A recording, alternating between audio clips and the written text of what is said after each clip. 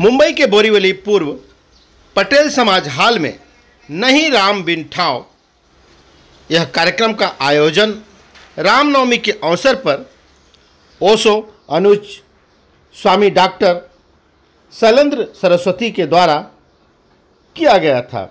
इस अवसर पर यह देखिए हजारों की संख्या में भक्त शैलेंद्र सरस्वती जी को यहाँ पर सुनने के लिए उपस्थित थे।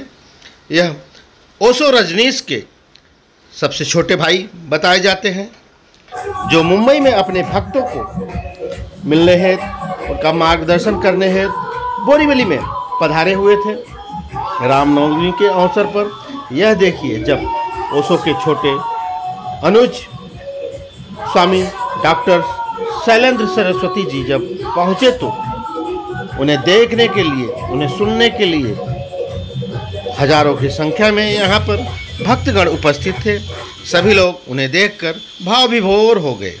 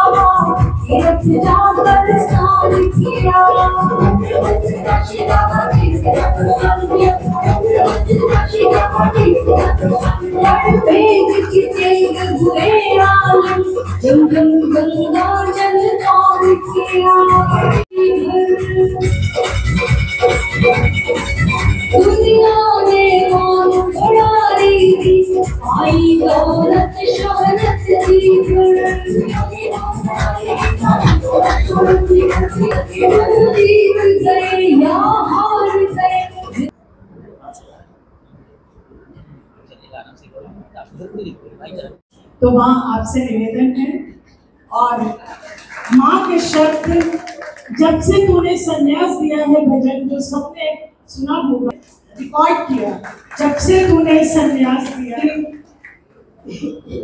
और मैं स्वामी रमेश सुतारिया जी से भी अनुग्रह करूंगी, जिन्होंने 1974 में ओशो से संन्यास लिया है, जो अनवरत अभी भी जन्म देते ही ओशो की गोदी में डाल दिया था। तो महासार अखबार न्यूज सभी कार्य रमेश पाटीदार जी ने किए, आपकी जोरदार तालियां। मैं वहाँ नील को भी बुलाऊंगी जिन्होंने रजिस्ट्रेशन का कार्य किया है, महेश अग्रवाल जी। जोरदार तालियों से इन सभी का स्वागत कीजिए। इन सबके सहयोग के बिना ये कार्य संभव नहीं। पायो पायो जी मैंने राम रतन धन पायो, जन्म की पूजी पाई, जन्म जन्म की पूजी पाई, जन्म जन्म की पूजी पाई, जन्म जन्म की पूजी पाई। जन्म समय खोवायो पायो जी मैंने राम रतन धन पायो। मेरा के प्रभु गिरधर नागर, मेरा के प्रभु गिरधर नागर, हरख हरख जस गायो, राम रतन धन पायो, पायो जी मैंने राम रतन धन पायो।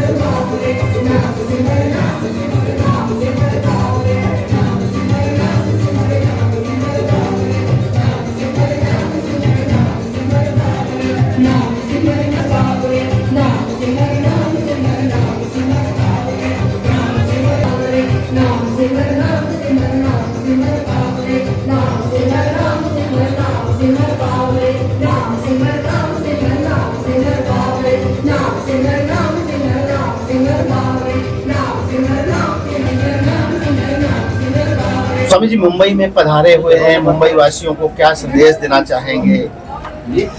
मुंबई में हम पधारे हुए हैं यही संदेश देने के लिए कि ओशो ने हमें जो सिखाया है वो मुख्य 4 बातें हैं। इन 4 बातों को पकड़ लो, सारे धर्म का सार समझ में आ जाएगा। पहली बात है जीवन का सम्मान, रिवरेंस फॉर लाइफ। दूसरी बात है ध्यान, मेडिटेशन, अवेयरनेस।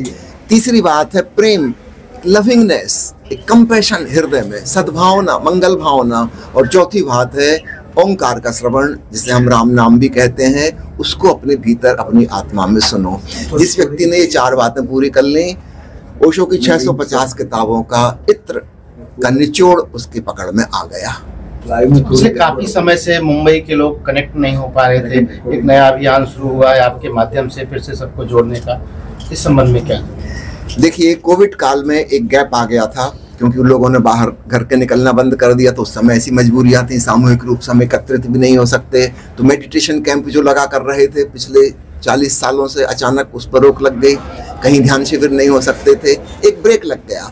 लेकिन सौभाग्य से हम 2017 में ऑनलाइन कार्यक्रम लेना शुरू कर चुके थे, विशेषकर प्रश्नोत्तर के सत्संग। तो भारत भर के बहुत से लोग हमसे जुड़ते थे, नेपाल के हिंदी भाषी लोग भी जुड़ जाते थे और ऑनलाइन सत्संग हो रहा था। फिर आया कोविड काल 19 में। उस समय कई हजार लोग प्रतिदिन हमसे जुड़ते थे और ध्यान प्रयोग करते थे, क्योंकि लोगों के पास फुर्सत थी, अपने अपने घर में बैठे थे, कहीं जाना नहीं था, कोई नौकरी नहीं करनी थी, दुकान पर नहीं जाना था। अक्सर लोगों के पास बहाना रहता है कि हमारे पास समय नहीं है। अब कोरोना काल में तो कोई कह नहीं सकता था कि समय ही समय था, तो हमने उस समय का खूब सदुपयोग किया ओशो की बात को फैलाने में। उस दौरान हम विदेश के बहुत से साधक वर्ग से जुड़े। हमारे कुछ मित्र अंग्रेजी भाषा में कार्यक्रम लिया करते थे, हम हिंदी में लिया करते थे, तो हजारों लोग विदेशों में भी जुड़ गए। फिर जब कोरोना काल समाप्त हुआ, उसके बाद भी हमने इस अभियान को जारी रखा। आज भी हमारा नियमित कार्यक्रम सुबह 6:30 बजे जूम पर आता है और करीब 1000 लोग प्रति माह उसको अटेंड करते हैं। हम 2 सप्ताह सोनीपत हरियाणा के आश्रम में रहते हैं। आश्रम का नाम है श्री रजनीश ध्यान मंदिर। तो 2 सप्ताह वहाँ ध्यान का शिविर चलता है और शेष 2 सप्ताह जो खाली समय बचता है, इसमें हम जगह जगह जाते हैं, क्योंकि निश्चित रूप से सब लोग हम तक नहीं आ सकते, लेकिन हम तो उन तक जा सकते हैं। तो यह यात्रा पिछले कई सालों से चल रही है। तो 3 चीज़ें चल रही हैं। एक तो जो लोग आश्रम में आते हैं हरियाणा, उनके लिए वहाँ ध्यान की सुविधा है। दूसरा, हम जगह जगह जाते हैं, विदेशों में भी जाते हैं, साल में 2-3 बार भारत के विभिन्न क्षेत्रों में जाते हैं, यह चल रहा है। और तीसरी चीज़ जो नियमित चल रही है वो है ऑनलाइन ओशो मेडिटेशन क्लासेस।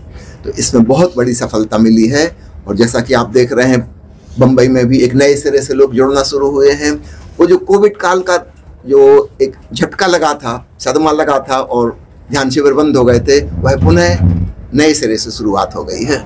विशेषकर क्या संदेश देना चाहेंगी आप अपने माध्यम से ओशो जी के सभी जो फॉलोअर हैं?